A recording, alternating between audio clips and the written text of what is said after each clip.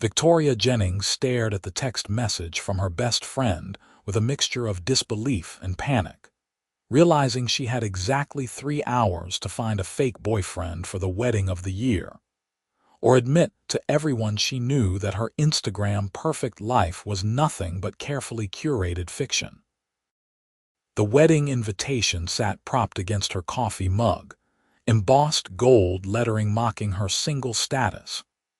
Her college roommate Amanda was marrying into one of New York's wealthiest families, and Victoria had made the catastrophic mistake 6 months ago of mentioning a boyfriend who didn't exist. She'd been tired of the pitying looks, the endless questions about why she was still single at 27, and the words had just tumbled out. One small lie had snowballed into an avalanche of fabricated details about her fictional relationship with a man she'd named Michael. Now Amanda's text was clear. She'd seated Victoria and her +1 at table 4, right next to the bride's parents. There was no escape. Victoria worked as a senior art consultant at Whitmore Galleries, a respected but not particularly glamorous position that paid her bills and occasionally let her handle pieces that made her heart race. Her life was comfortable, predictable, and decidedly unromantic. The last relationship she'd had ended 2 years ago when her ex-boyfriend decided he wanted to find himself in Southeast Asia with a 22-year-old yoga instructor. She grabbed her phone and started scrolling through contacts with increasing desperation. Her brother was out of town. Her male coworkers were either married or creepy. The guy from her gym who'd asked her out last month had moved to Chicago. With 2 hours and 45 minutes until she needed to leave, Victoria did something she'd never imagined doing. She opened her laptop and typed in a search query that made her feel both ridiculous and resourceful. Professional +1 Services NYC. The first few results were escort services that made her close the tab immediately. But then she found something different. A discreet service called Occasion Partners that provided sophisticated, background-checked companions for events. The website was elegant and professional, promising trained actors who could blend seamlessly into any social situation. Victoria's hands shook slightly as she filled out the emergency request form. She uploaded a photo, provided details about the wedding, and entered her credit card information with a wince at the premium last-minute fee. The confirmation came through within minutes, along with a profile of her assigned companion. The photo showed a man in his early 30s with dark hair and sharp features. The profile was minimal.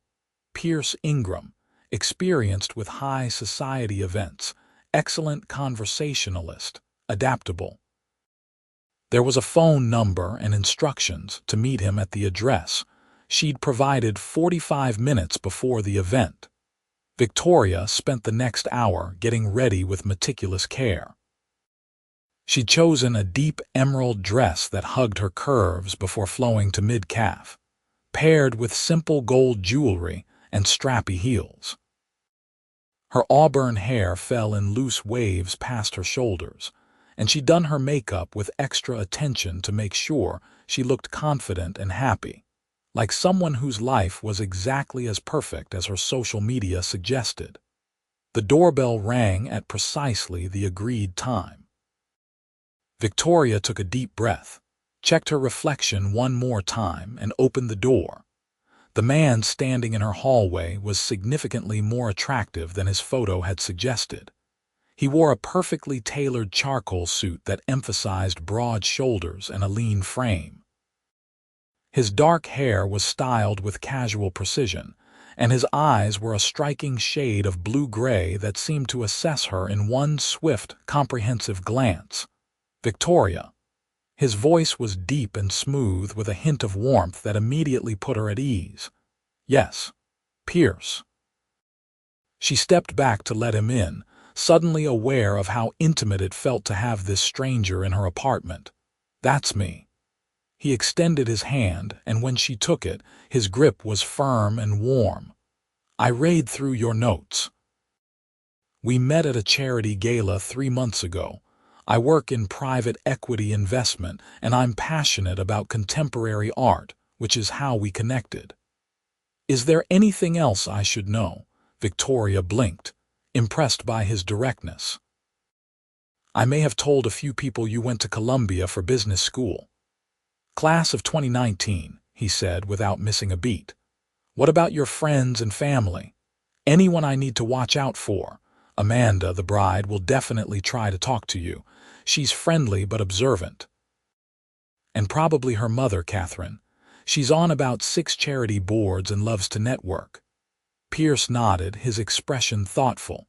"What about us? How affectionate are we?" The question made Victoria's cheeks warm. "I don't know. Normal. We're not teenagers, but we're together, so."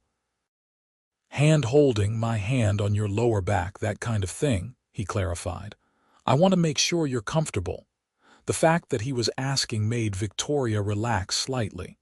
"Yes, that should be fine."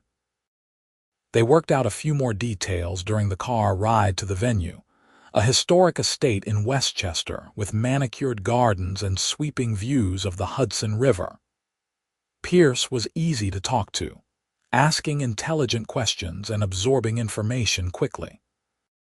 He seemed to genuinely listen when she described her work at the gallery, and when he shared details about his supposed job in private equity. He spoke with enough specificity that Victoria found herself almost believing their story. The wedding ceremony was held outdoors under a canopy of white flowers that must have cost more than Victoria's annual salary.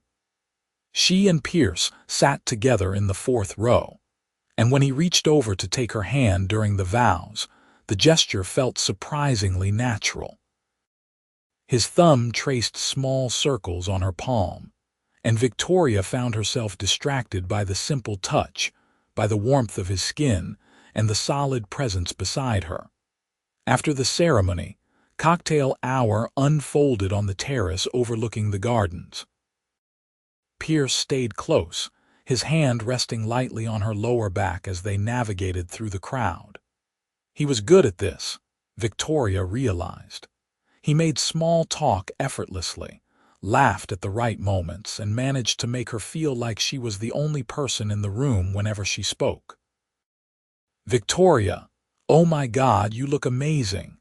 Amanda appeared in a cloud of white silk and tulle, her face glowing with bridal happiness. "And you must be Michael." There was a split second of panic before Pierce stepped forward with a warm smile. "Actually, Pierce." "I think there might have been some confusion with the place cards." Victoria jumped in quickly. "I'm so sorry. I think I said Michael when we first started dating. It's complicated, but Pierce is his middle name and what he actually goes by. I must have confused things when I RSVP'd." Amanda laughed, too happy to care about the small discrepancy. "Well, Pierce, it's wonderful to finally meet you. Victoria has told me so much about you." "Nothing too embarrassing, I hope," Pierce said, and the easy charm in his voice made Amanda giggle. They chatted for a few minutes about the ceremony and the venue before Amanda was swept away by other guests. Victoria let out a breath she didn't know she'd been holding. "Nice save," Pierce murmured near her ear. "Though you might want to update your friends about my actual name at some point." "This whole thing is ridiculous," Victoria admitted. "I can't believe I hired a fake boyfriend." "I prefer the term professional companion," Pierce said with a hint of humor in his voice. "And for what it's worth, you're handling this remarkably well." Before Victoria could respond, Catherine, the mother of the bride, materialized beside them with the kind of perfectly timed entrance that suggested years of social maneuvering. "Victoria, dear, how wonderful to see you, and this must be your young man." Pierce turned on the charm, shaking Catherine's hand and complimenting the beautiful ceremony. Catherine preened under the attention, and within minutes, She was telling Pierce about the Metropolitan Museum's upcoming gala and suggesting he and Victoria should attend. "Actually, I've been a supporter of the Met for several years," Pierce said. "I'd love to get Victoria more involved. She has an incredible eye for art." The comment surprised Victoria. It was more than just playing along, it felt personal, like he actually meant it. Catherine continued to monopolize their time, introducing them to various guests and clearly approving of Pierce. He handled each interaction with practiced ease, but Victoria noticed something interesting. When he thought no one was watching, his expression would shift, becoming more guarded and thoughtful. There was something beneath the polished surface that intrigued her. Dinner was served in a grand ballroom decorated with thousands of tiny lights and cascading flowers. Pierce held out Victoria's chair for her, then settled beside her at their assigned table. They were seated with two other couples, both friends of the groom's family, and the conversation flowed easily. "So how did you two meet?" asked one of the women, a blonde in her 30s wearing enough diamonds to fund a small country. Victoria opened her mouth, but Pierce beat her to it. "At a charity auction for arts education. Victoria was there representing her gallery, and I was bidding on a piece she'd curated. She told me I was overpaying, which naturally made me determined to win the bid just to prove her wrong." "And did you?" the woman asked, charmed. "Of course. And Victoria was absolutely right. I overpaid by about 30%. Pierce turned to look at Victoria with an expression that seemed almost genuine in its affection. "But it gave me an excuse to ask her to dinner to discuss my poor financial decisions." The table laughed, and Victoria found herself relaxing into the story, adding details about their fictional first date.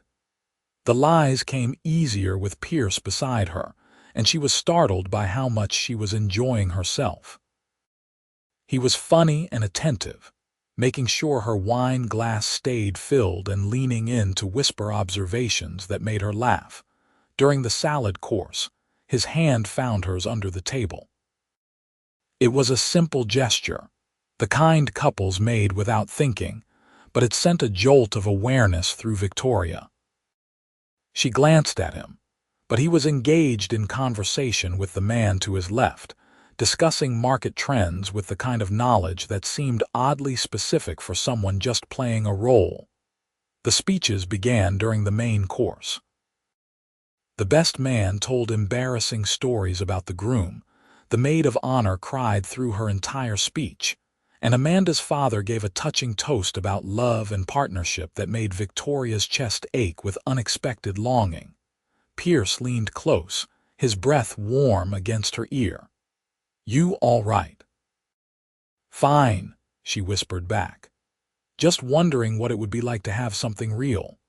She felt him tense slightly beside her, but before he could respond, the toasts ended and the band struck up the first dance. They watched Amanda and her new husband waltz across the floor, followed by the wedding party and then other couples joining in. Pierce stood and offered his hand. "Dance with me." It wasn't really a question, and Victoria let him lead her onto the dance floor. His arm circled her waist, pulling her close, and they began to move together. He was a good dancer, confident and smooth, leading her through the steps with ease. "You're full of surprises," Victoria said, looking up at him. "Years of cotillion and society events," he replied. "My mother was very insistent about proper dancing." "Your real mother or your fictional backstory mother?"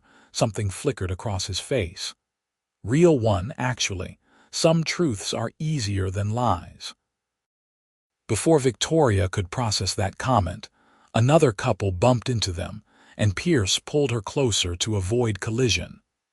They were pressed together now, and Victoria was acutely aware of every point of contact between them. The solid warmth of his chest, the strength in the arm around her waist, the way his hand held hers with a gentleness that contradicted his obvious physical power. "This is weird, right?" she asked quietly. "That this doesn't feel entirely fake." Pierce was quiet for a moment, his expression unreadable. Maybe we're both just good at pretending. But the way he was looking at her suggested otherwise. There was heat in his gaze, an intensity that made Victoria's breath catch.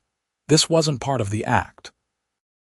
This was something else, something real and unexpected and more than a little dangerous. The song ended, and they separated with what felt like reluctance. Pierce suggested getting some air, and Victoria agreed quickly, needing space to clear her head. They found a quiet corner of the terrace, away from the main party. The sun had set, and the estate was lit with strategic lighting that turned the gardens into something magical. Victoria leaned against the stone balustrade, looking out at the darkened landscape. "Thank you for doing this," she said. "I know it's your job, but you've been really great about everything." "It's not as much of a hardship as you might think," Pierce said, coming to stand beside her. "You're good company." Victoria laughed softly. "I hired you, you have to say that." "No, I don't." He turned to face her, and the moonlight cast shadows across his features, making him look both familiar and mysterious. "I could be professionally polite, but the truth is, I'm enjoying myself." "Why do you do this?"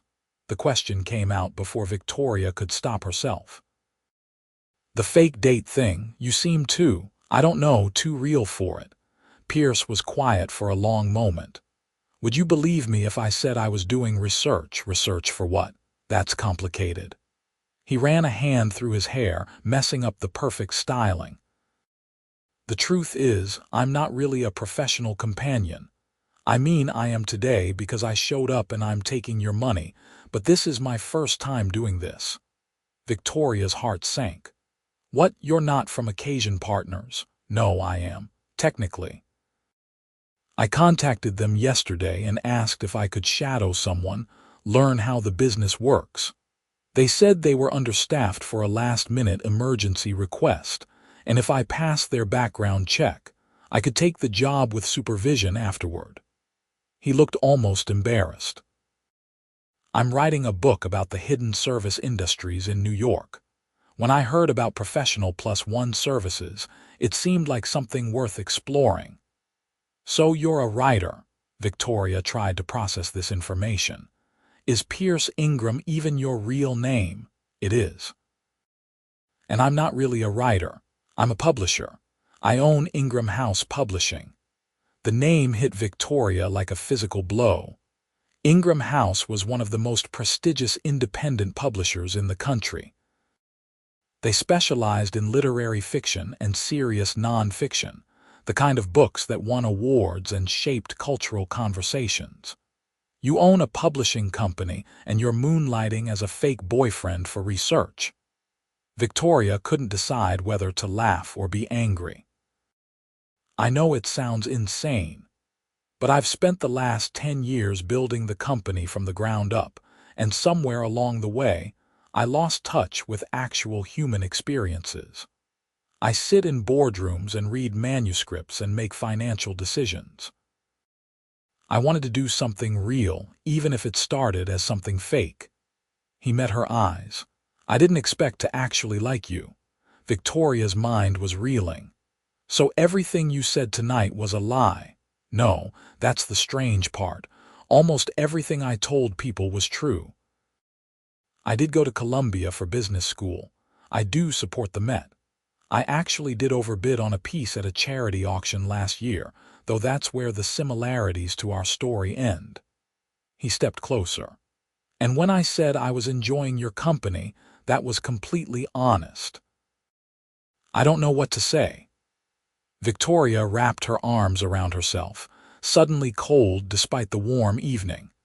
"This whole night has been about pretending, and now you're telling me that even the pretending wasn't real." "The pretending was real," Pierce said softly. "That's what I'm trying to explain. Everything I felt in there, the way I couldn't stop looking at you, the way holding your hand felt like the most natural thing in the world, that wasn't acting. That was me being surprised by something I didn't expect. Victoria wanted to believe him.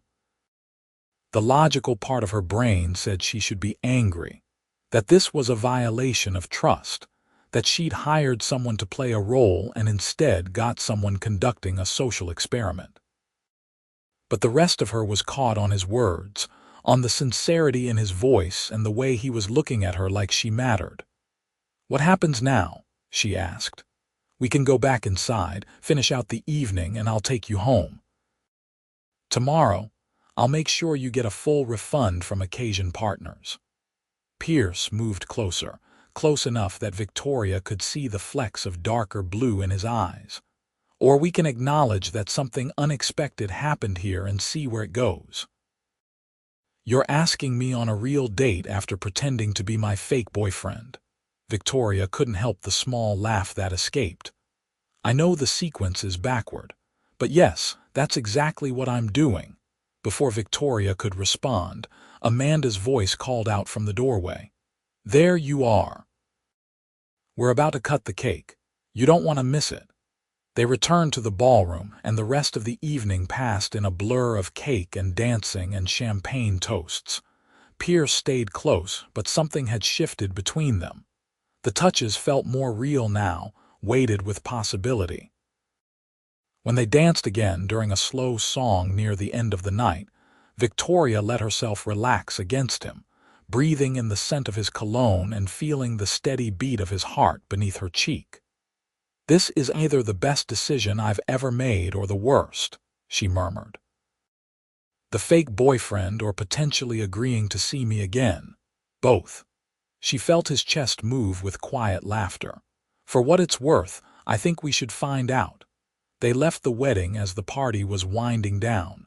Pierce had driven himself, and he offered to take Victoria home. The ride back to the city was quieter than the trip out, but it was a comfortable silence, the kind that didn't need filling. When they reached her apartment building, Pierce walked her to the door. They stood in the lobby, suddenly awkward like teenagers after a first date. "So," Victoria said. "So," Pierce echoed. "You have my number. From the booking." "I do." "Would it be too eager if I called tomorrow?" Victoria considered this. Every reasonable instinct told her to say yes, to put some space between this strange evening and whatever might come next. But she'd spent too much of her life being reasonable. "Tomorrow would be fine," she said. Pierce smiled, a real smile that transformed his face from handsome to devastating. "Then I'll call tomorrow." He leaned in, and for a moment Victoria thought he might kiss her. Instead, he pressed his lips to her cheek, a gesture that felt both old-fashioned and intimate. Then he stepped back, gave her one more lingering look, and left. Victoria rode the elevator to her apartment in a daze. She kicked off her heels, poured herself a glass of water, and sat on her couch trying to process everything that had happened. She'd started the day in panic mode, desperate for a fake boyfriend to save her from embarrassment. She was ending it with the business card of a billionaire publisher who'd pretended to be her date, and then admitted he wanted it to be real. Her phone buzzed with a text from Amanda. "Your boyfriend is amazing. I'm so happy for you." Victoria stared at the message, unsure how to respond. Another text came through, this one from an unknown number. "This is Pierce. I know I said tomorrow, but I wanted to make sure you got home safely, and to say that tonight was extraordinary. Sleep well." Victoria saved the number and typed out a response. "Home safe. Tonight was definitely something. Talk tomorrow." She lay in bed for a long time before sleep came, her mind replaying moments from the evening. The way Pierce's hand had felt in hers, the sound of his laugh. The surprising vulnerability when he'd told her the truth about who he was and why he was there. The next morning arrived bright and clear, and Victoria's phone rang at 10 o'clock. She'd been up for hours, had gone for a run, showered, and consumed enough coffee to fuel a small army. "Good morning," Pierce's voice was warm through the phone. I'm calling as promised, so you are. Have lunch with me. Somewhere public, completely above board, just two people having a meal and a conversation. Victoria thought about saying no.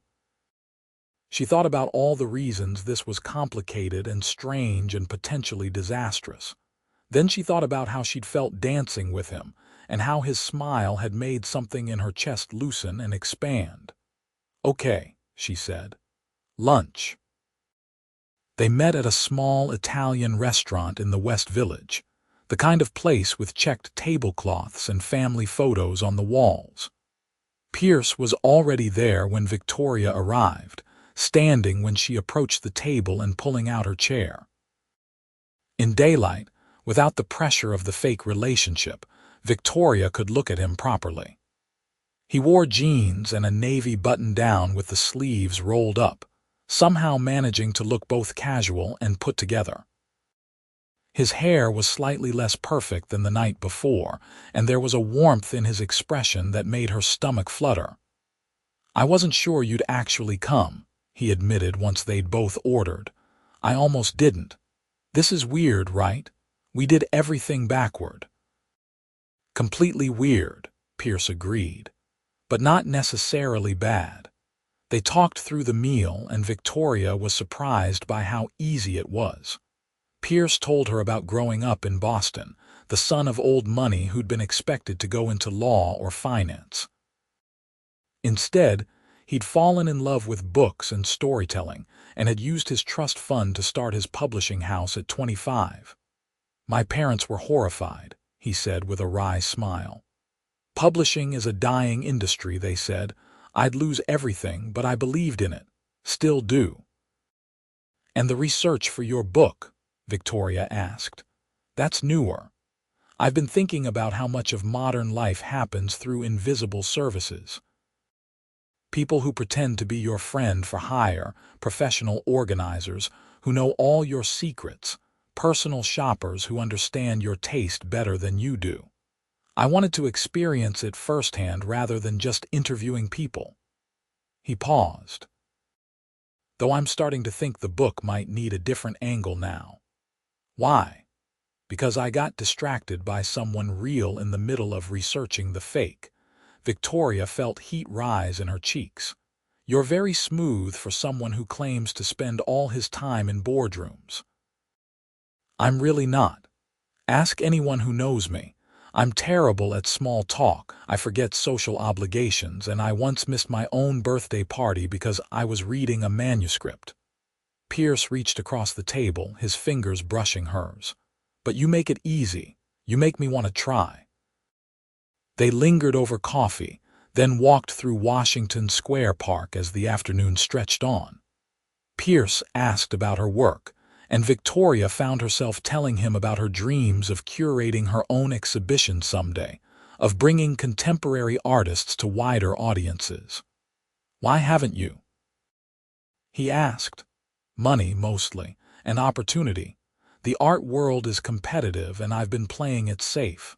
"What would you curate if you could choose anything?" The question made Victoria stop walking. No one had ever asked her that before. "There's this group of artists working in mixed media, combining traditional painting with digital elements and found objects. They're relatively unknown, but their work is stunning. It's about modern identity, the pieces we present to the world versus who we really are." "Like fake dating versus real feelings," Pierce suggested. "Exactly like that." They stood in the park as people flowed around them, and Pierce looked at her with an intensity that made Victoria's breath catch. "Have dinner with me next week," he said. "Let me take you somewhere nice. Let's do this properly." "Properly meaning?" "Meaning I court you like someone from my mother's generation would approve of. Meaning I call when I say I will, and I'm honest about what I want, and I see where this goes without pretending."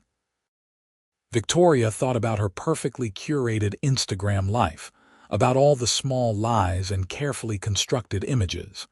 Then she looked at Pierce, who'd started as the biggest lie of all and somehow become the most honest thing she'd encountered in years. "Yes," she said. "Let's try properly." The next week unfolded with a momentum that felt both exciting and terrifying. Pierce called every evening, and they talked for hours about everything and nothing.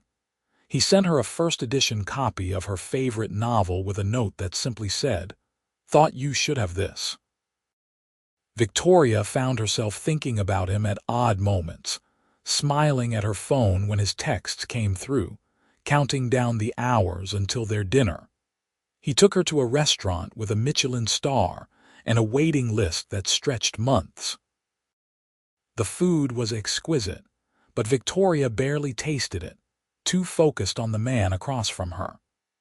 Pierce told her stories about authors he'd worked with, about books that had changed his perspective, about his vision for publishing that went beyond profit margins.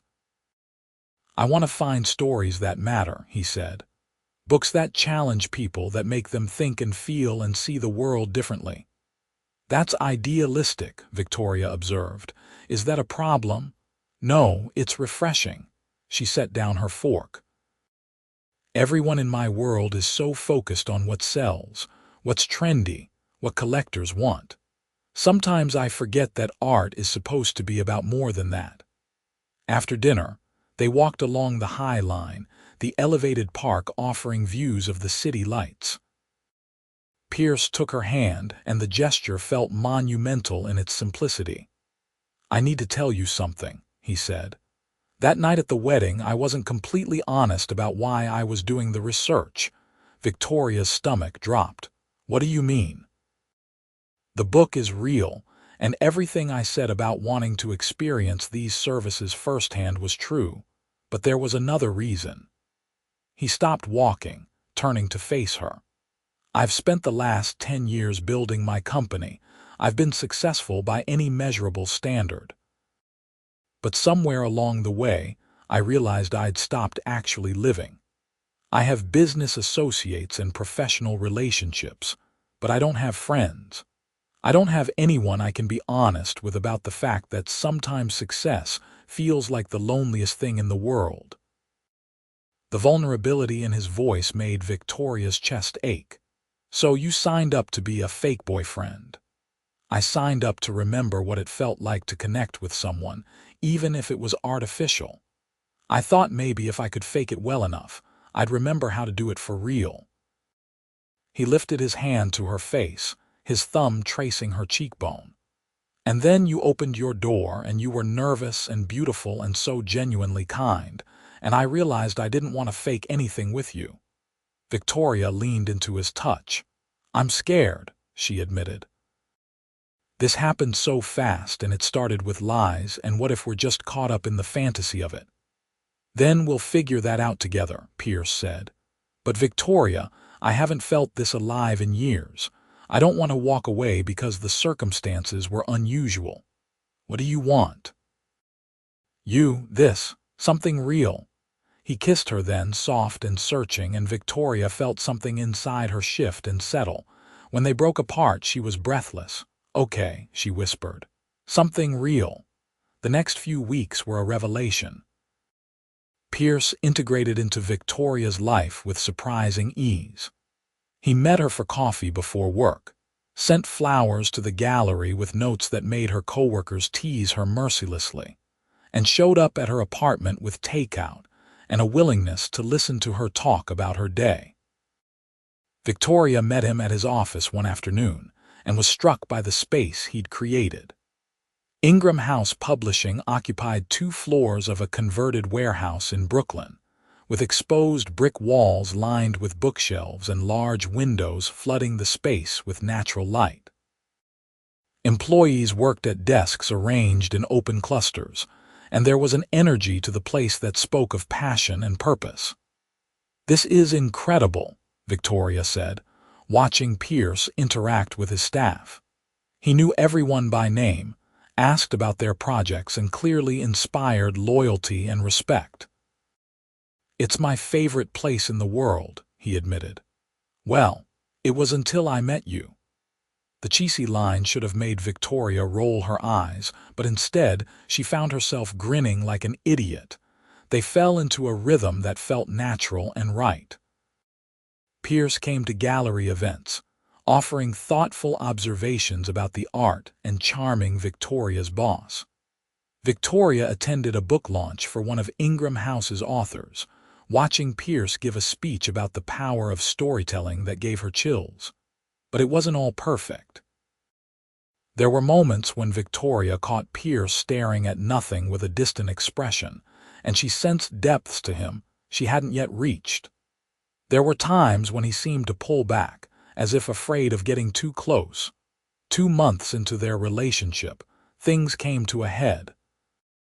Pierce had been distant for several days, claiming work pressure, and when Victoria showed up at his apartment unannounced one evening, she found him surrounded by notebooks and papers, his expression haunted. "What's wrong?" she asked, setting down the bag of Thai food she'd brought. Pierce looked up, and for a moment she saw raw pain in his eyes before he shuttered it away. "Nothing, I'm fine. Don't do that, don't shut me out." He stood, running his hands through his hair in frustration. "I'm writing again. Actually writing, not just research notes.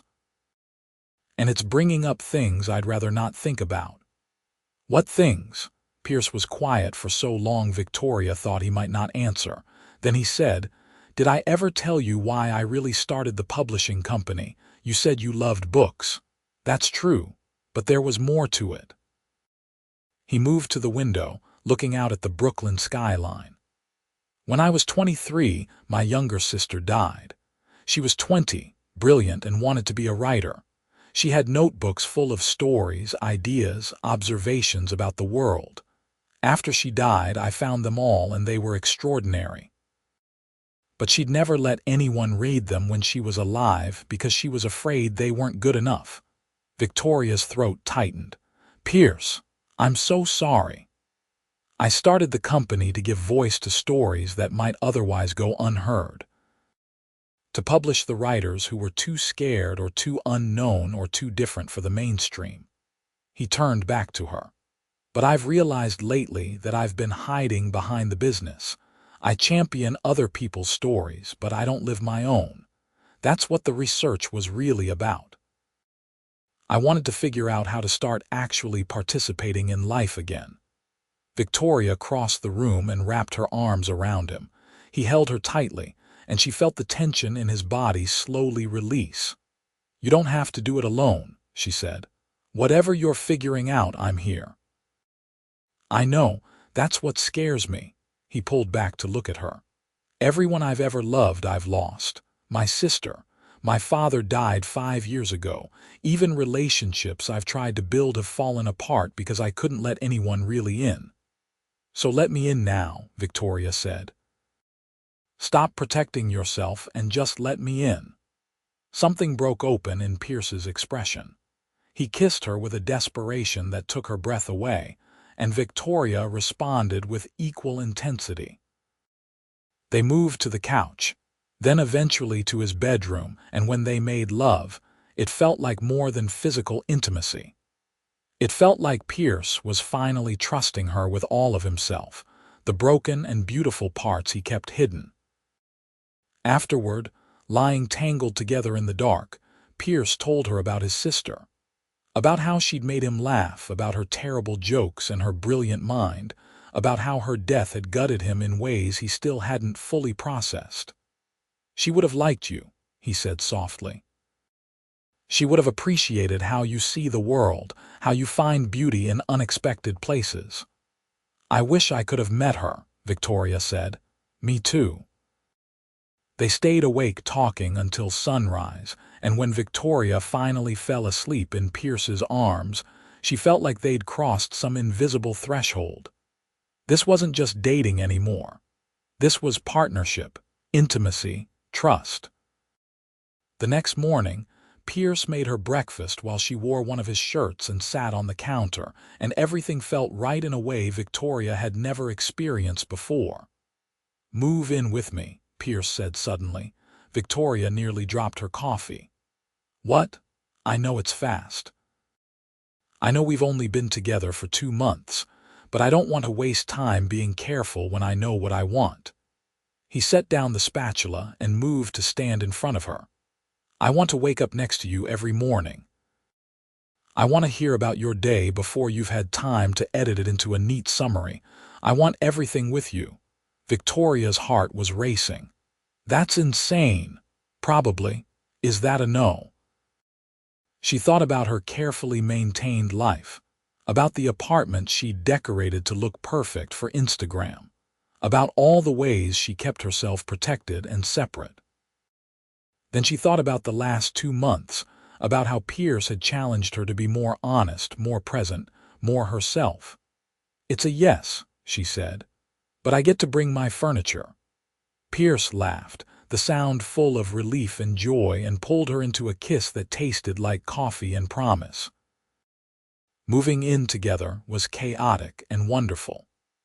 Victoria's modern aesthetic clashed with Pierce's more traditional style, and they spent a weekend rearranging furniture and debating about whether books should be organized by color or genre. This is a fundamental compatibility issue, Pierce said seriously, holding up a novel. Color coding destroys the integrity of an author's body of work. Color coding makes it easier to find what you want based on the mood you're in, Victoria countered. They compromised by organizing Pierce's extensive library by genre and Victoria's smaller collection by color, then celebrated by christening several rooms of the apartment in ways that had nothing to do with interior design. Life settled into a new normal that felt anything but normal to Victoria. She'd spent so long constructing a perfect facade that actually living authentically was strange and exhilarating.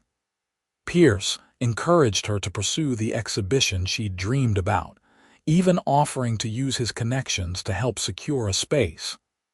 I want to do it on my own merit, Victoria protested. And you will. But there's nothing wrong with accepting help. You'd be giving emerging artists a platform. That matters more than pride. She started putting together a proposal, working late into the nights, and Pierce would bring her tea and read manuscripts beside her, their comfortable silence filled with creative energy. 4 months after they'd met at her door for a fake date, Victoria's proposal was accepted by a prestigious gallery in Chelsea. She'd be curating a 3-month exhibition featuring 12 emerging artists working in mixed media. The opening would be in 6 weeks. Pierce took her to dinner to celebrate, a small neighborhood place they'd started frequenting. Over pasta and wine, he raised his glass. To Victoria Jennings, curator and the woman who taught me how to live again. Victoria clinked her glass against his. That's quite a toast. It's true. Before you, I was going through the motions. Now I wake up excited about the day, even when I steal all the covers, especially then. He reached across the table to take her hand. I love you. The words hung in the air between them. Victoria's heart hammered in her chest. They'd been building toward this, she knew, but hearing it spoken aloud made it real and terrifying and wonderful. I love you too, she said, and watched his face transform with happiness. The exhibition opening was a massive success. The gallery was packed with collectors, critics, and art enthusiasts. Victoria wore a stunning black dress and moved through the crowd with Pierce at her side, introducing the artists and discussing the work with a passion that made people lean in and listen. Pierce watched her with undisguised pride, and when a prominent critic praised Victoria's curatorial vision, he squeezed her hand and whispered, I told you so. After the opening, they walked back to the apartment through streets that sparkled with late spring rain. Victoria's feet hurt from her heels and her face ached from smiling, but she'd never been happier. Today was perfect, she said. It was, Pierce agreed, though I have something that might make it even better. He stopped walking, and Victoria turned to find him pulling a small box from his jacket pocket. Her breath caught. I had a whole plan for this, Pierce said. I was going to take you back to the place where we had our first real date, get down on one knee in some romantic setting. But standing here with you, after watching you achieve something you've worked so hard for, this feels like the right moment." He opened the box to reveal a ring, a stunning emerald surrounded by diamonds that caught the light from the street lamp above them. "Victoria Jennings, you opened your door 200 days ago expecting a stranger to help you maintain a lie. Instead, you gave me something real. You gave me hope and love and a reason to stop hiding from life. Will you marry me?" Victoria was crying, she realized, tears streaming down her face as she nodded. "Yes. God, yes." Pierce slid the ring onto her finger, then pulled her into a kiss that felt like coming home. When they broke apart, they were both laughing and crying, and a passing couple congratulated them with delighted smiles. "I hired you to be my fake boyfriend," Victoria said, looking at the ring on her hand. "This is ridiculous." "The best things usually are," Pierce replied. They were married 4 months later in a small ceremony at the Brooklyn Botanical Garden, surrounded by close friends and family. Amanda was there, laughing about how Victoria's fake boyfriend had turned into a real husband. Pierce's mother cried through the entire ceremony, telling Victoria afterward that she hadn't seen her son this happy since before his sister died. Victoria wore a simple silk gown and carried wildflowers. Pierce stood at the altar in a perfectly tailored suit, and when Victoria walked down the aisle toward him, his expression made her feel like the only person in the world. They wrote their own vows. Victoria promised to always be honest, even when it was scary, and to push Pierce to keep living fully and openly. Pierce promised to support Victoria's dreams, to never let the pretending become more important than the real, and to love her with everything he had. "I showed up at your door to play a role," he said. "But the truth is, I was the one who needed saving. You taught me that being vulnerable isn't weakness. You showed me that real connection is worth the risk of loss. And you made me believe in love again when I thought that part of me was dead." There wasn't a dry eye in the audience. The reception was held at a restaurant overlooking the water, with good food and better wine and toasts that ranged from hilarious to heartfelt. Pierce's best friend and business partner told stories about Pierce's transformation over the past year, about how he'd gone from a workaholic recluse to someone who actually left the office before midnight. "Victoria didn't just marry Pierce," he said, raising his glass. "She rescued him from himself, though knowing Pierce, he'd say they rescued each other." Later, as they danced their first dance as husband and wife, Victoria looked up at Pierce and marveled at how life had unfolded. "What are you thinking?" he asked. "That I almost didn't answer that emergency request for a fake date. I almost decided to just skip the wedding and deal with the embarrassment. I almost didn't contact occasion partners," Pierce admitted. "I thought it was too invasive, too weird, but something made me pick up the phone. Fate."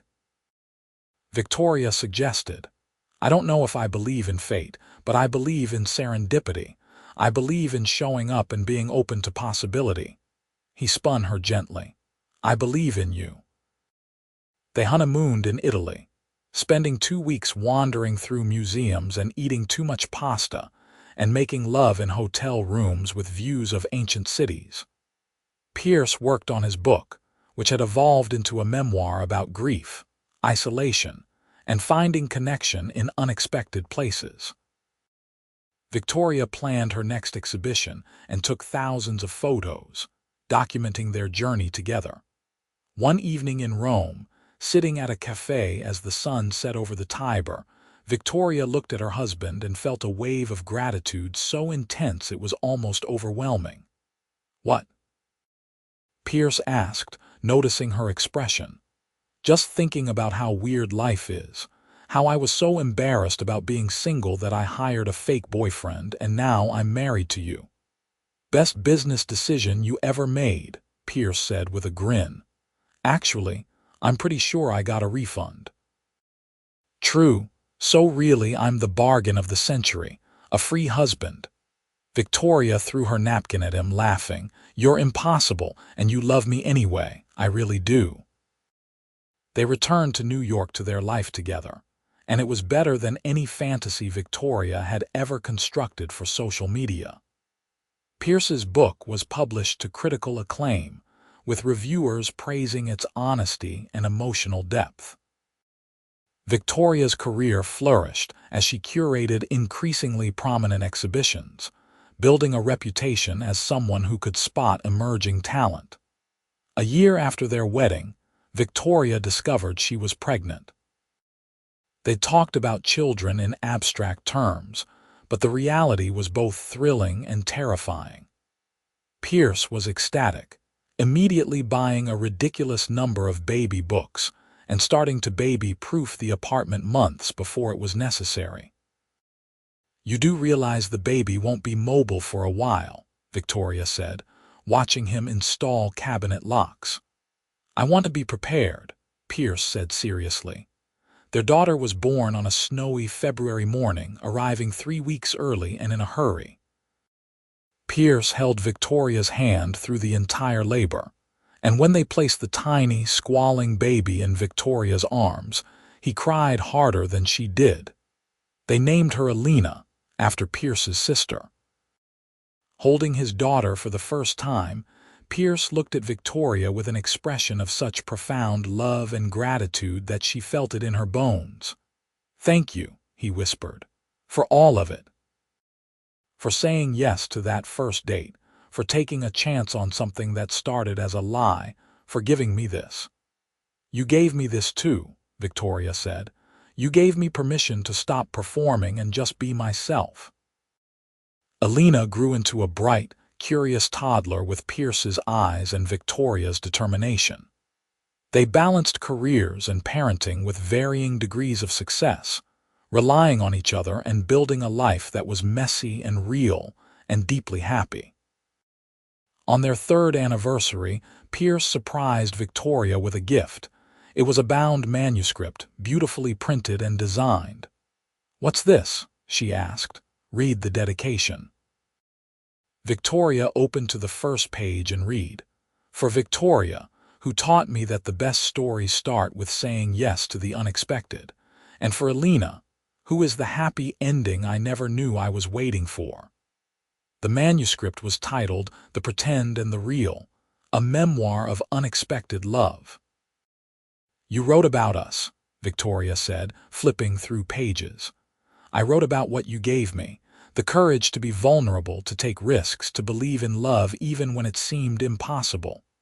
Pierce pulled her close. "I wanted Alina to have a record of how her parents found each other. I wanted her to know that sometimes the best things in life come from unexpected places." Victoria kissed him, tasting salt from the tears she hadn't realized she was crying. "It's perfect. You're perfect. I'm really not, but I'm perfect for you, and that's all that matters." They stood in their living room, surrounded by the evidence of their life together, Alina's toys scattered across the floor, Victoria's art books stacked on every surface, Pierce's manuscripts in tidy piles, photographs of their journey from strangers to lovers to family covering the walls. "Do you ever think about that night?" Victoria asked. "About how we almost didn't happen all the time," Pierce admitted. "I think about how close I came to spending the rest of my life shut off from real connection, how I almost let fear keep me from the best thing that ever happened to me. I think about how I almost let pride keep me from asking for help, how I was so focused on maintaining an image that I forgot to actually live." Alina toddled into the room, demanding attention with the imperious tone of a 2-year-old, and they both laughed. Pierce scooped her up, swinging her around until she shrieked with delight, and Victoria watched her husband and daughter with a heart so full it felt like it might burst. This was real. This messy, chaotic, beautiful life they'd built together. It had started with a desperate request for a fake boyfriend, with lies and pretending and carefully constructed facades. But it had become something neither of them could have scripted or planned. That night, after Alina was asleep and they were curled up together on the couch, Victoria said, "I want you to know something." "What's that?" "If I could go back to that day when I panicked about the wedding, knowing everything I know now, I wouldn't change a single thing. Not the lies I told, not the desperate decision to hire a fake date, nothing. Because all of it led me to you." Pierce was quiet for a moment, his hand moving in slow circles on her back. "I used to think my sister's death was the defining moment of my life. That I'd spend the rest of my existence in the shadow of that loss. But you showed me that we get to have multiple defining moments, that we can be reshaped by joy just as much as by grief." "I love you," Victoria said simply. "I love you too.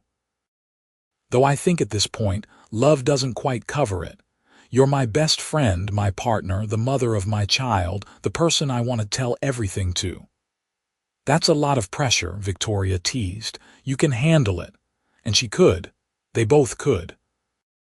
Because somewhere between pretending to be a couple and actually becoming one, they'd learned that the strongest relationships were built not on perfection but on honesty. Not on carefully curated images, but on showing up for each other in all the messy, imperfect ways that real life demanded. Years later, when Alina was old enough to ask questions, she would ask her parents to tell the story of how they met.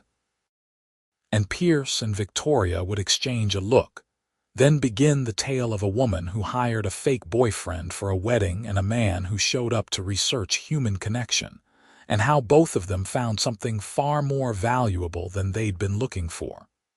"So you lied to everyone?" Alina would ask, her young face scandalized. "Not exactly," Victoria would explain. "The situation was fake, but the feelings became real very quickly. Your mother taught me that authenticity is more important than appearances," Pierce would add. "And that love is worth the risk, even when the circumstances are unusual." "That's weird," Alina would declare, but she'd be smiling. "The best things usually are," her parents would respond in unison. As Victoria reflected on their journey from that frantic day when she'd hired a stranger to play her boyfriend, she was struck by the profound truth that had emerged from their unconventional beginning. She'd been so afraid of being seen as flawed, as imperfect, as someone whose life didn't match the glossy images she'd projected. But in allowing Pierce to see past those facades, in building a relationship rooted in vulnerability and honesty, she'd found something infinitely more valuable than the approval she'd been chasing. Pierce had found his own truth too. He'd spent years hiding behind his work, using professional success as a shield against personal pain. By stepping into something uncertain and unexpected, by allowing himself to feel and need and want, he'd reclaimed the parts of himself he thought were lost forever. Their love story wasn't neat or conventional. It didn't follow the typical trajectory of meeting, dating, falling in love. Instead, it had started with deception and desperation, had unfolded with unexpected honesty, and had grown into something that neither of them could have predicted or planned. But that, Victoria thought, was what made it theirs.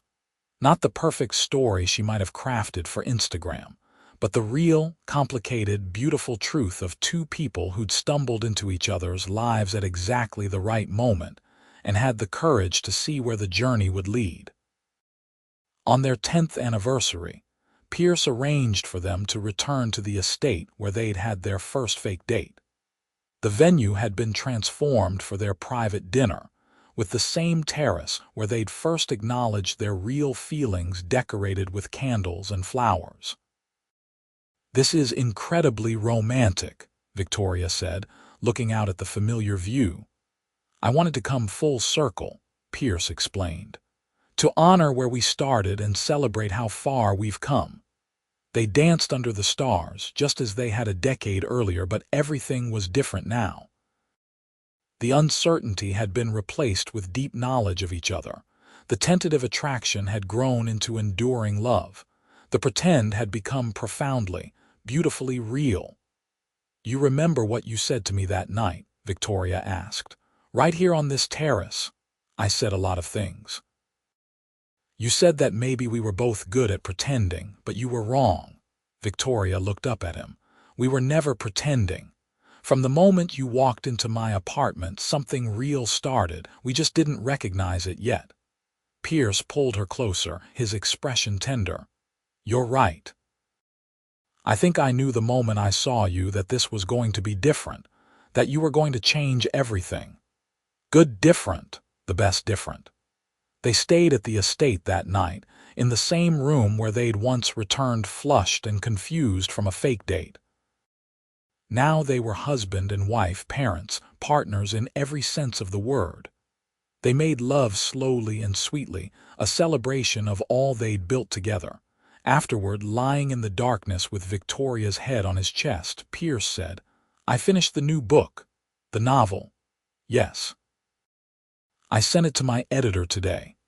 Victoria sat up, excited. "Pierce, that's amazing. Why didn't you tell me earlier?" "I wanted to wait until we were here. It felt right." He pulled her back down. "It's about us in a way, a fictionalized version of our story. Two people who meet under false pretenses and find unexpected truth. What's it called?" "The pretend and the real, same as the memoir. But this time it's a novel, something for people who need to believe that love can surprise you." Victoria felt tears prick her eyes. "Can I read it?" "I already put a copy in your suitcase. I want to know what you think."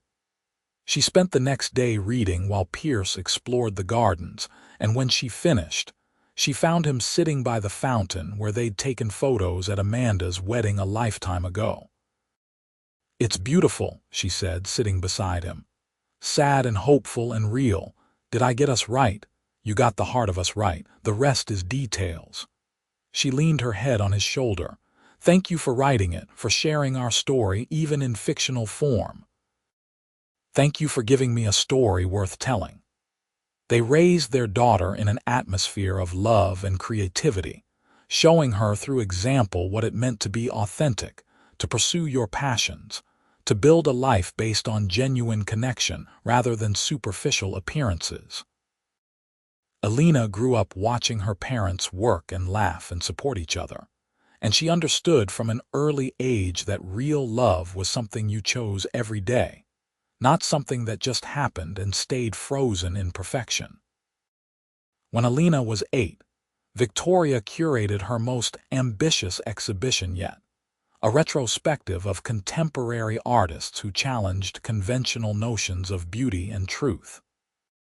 The opening was attended by critics from around the world, and Pierce stood in the crowd watching his wife command the room, thinking about how far they'd both come from that night when they'd pretended to be a couple and accidentally stumbled into the truth.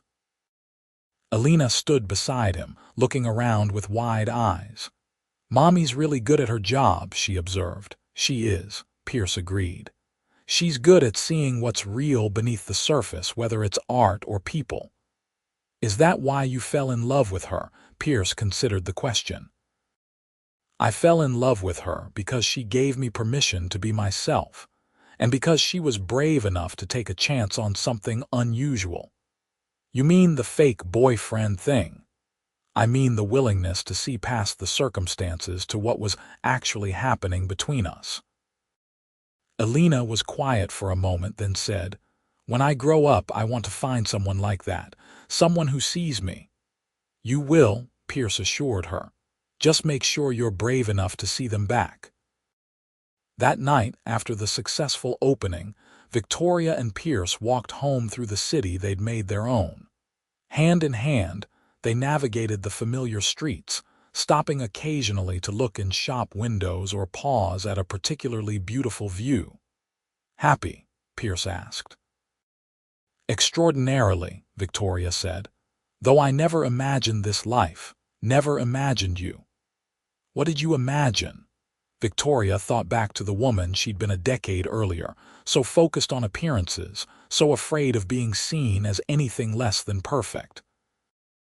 I thought I wanted something that looked good from the outside, a relationship that made sense on paper. I didn't understand that the best things are often the ones that start in the most unexpected ways.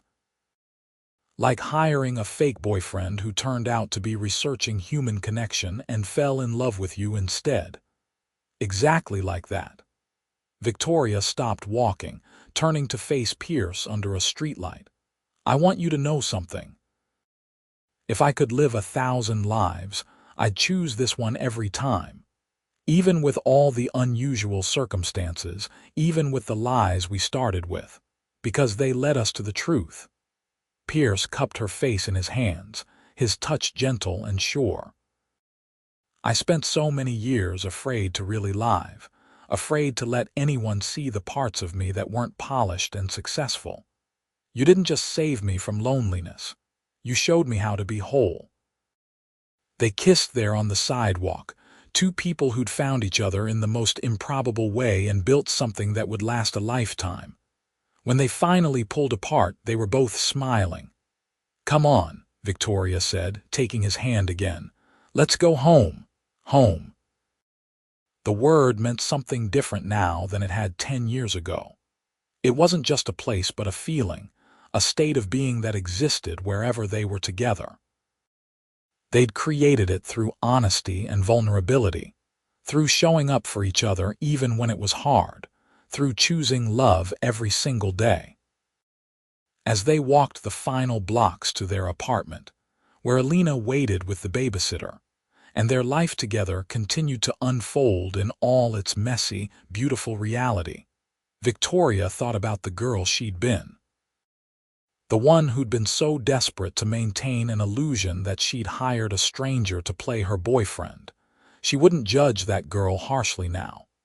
That decision, made in panic and fear, had led to everything good in her life.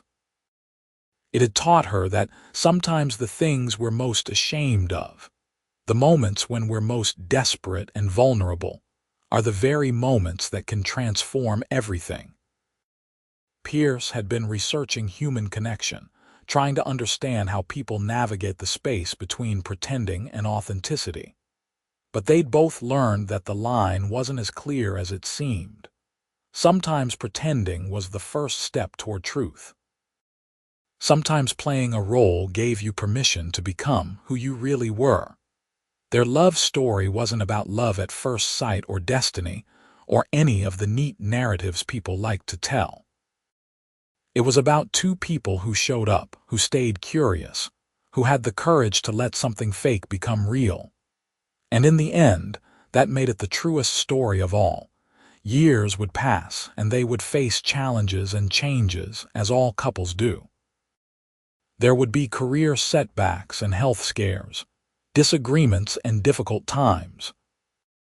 But through it all, they would return to the foundation they'd built on that first improbable night. The commitment to see each other clearly, to choose honesty over illusion, to honor both the pretend beginning and the real love it had become. Victoria would look back on her life and marvel at how one panicked decision had reshaped everything. She would tell young curators starting their careers that the best opportunities often came disguised as risks.